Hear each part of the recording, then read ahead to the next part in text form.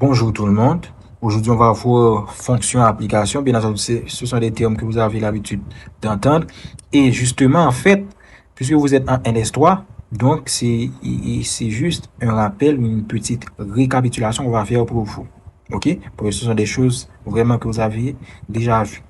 Bon, fonction application. Bon, ce qui est important ici, c'est que les deux sont des relations. OK? Et une relation, c'est quoi? Une relation associe deux ensembles. OK? Une relation, elle associe deux ensembles. Ensemble de départ, ensemble d'arrivée. OK? Maintenant, une fonction, on va directement dans une fonction. Une fonction, c'est une relation suivant laquelle chaque élément dans l'ensemble de départ a au plus une image de l'ensemble d'arrivée. Tandis que une application, c'est une relation suivant laquelle chaque élément dans l'ensemble de départ a exactement une image dans l'ensemble d'arrivée. Maintenant, ça sont des définitions, donc c'est forcément à connaître. Maintenant, pour les comprendre, on va prendre comme exemple 3 cas.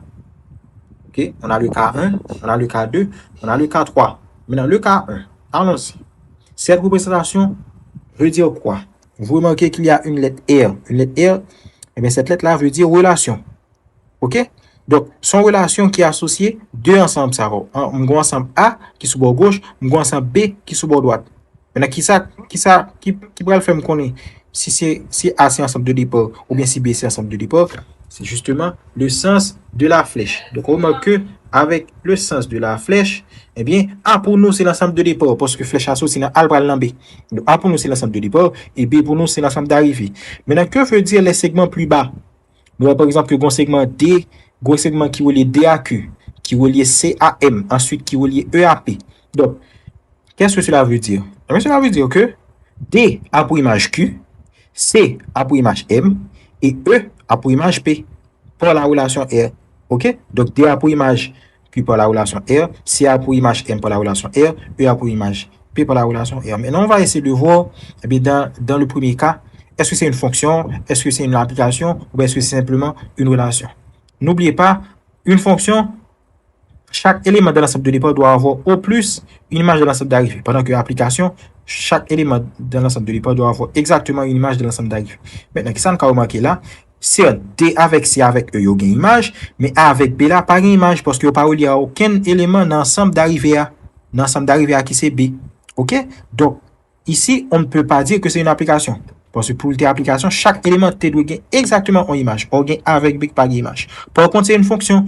Pourquoi? Parce que dans la fonction, chaque élément doit avoir au plus une image. Donc, soit que vous avez une image, ou bien soit que vous n'avez pas du tout. C'est ça que au plus, vous voulez dire.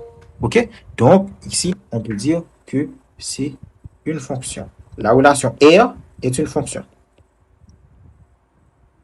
Le deuxième cas, eh bien, suivant les mêmes logiques, on peut dire, on remarque encore R qui est le nom de la relation, on remarque le sens de la flèche, qui veut dire encore une fois que l'ensemble de départ c'est A et que l'ensemble d'arrivée c'est B.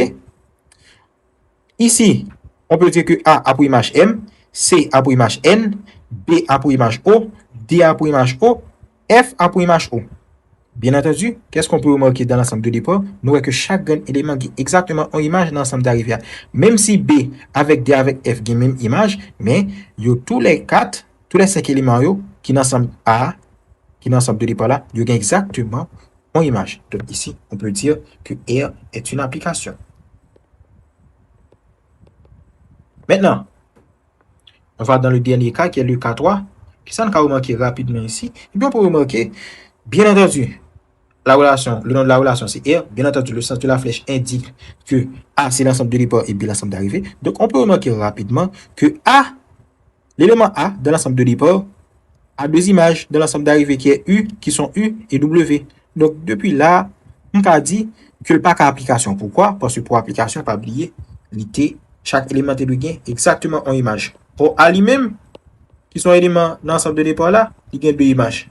On ne peut pas dire que c'est une fonction non plus. Parce que fonction, chaque élément dans l'ensemble de départ gagne au plus en image. Pour A lui-même, il gagne deux images. Donc, ni application, ni fonction. Donc, on peut dire ici que R, c'est simplement une relation. Donc, ces trois cas vont permettre de comprendre application, fonction, ce que c'est. Maintenant, on une conséquence rapide que nous sommes capables de voir. Une application, c'est une fonction, mais toute fonction n'est pas application.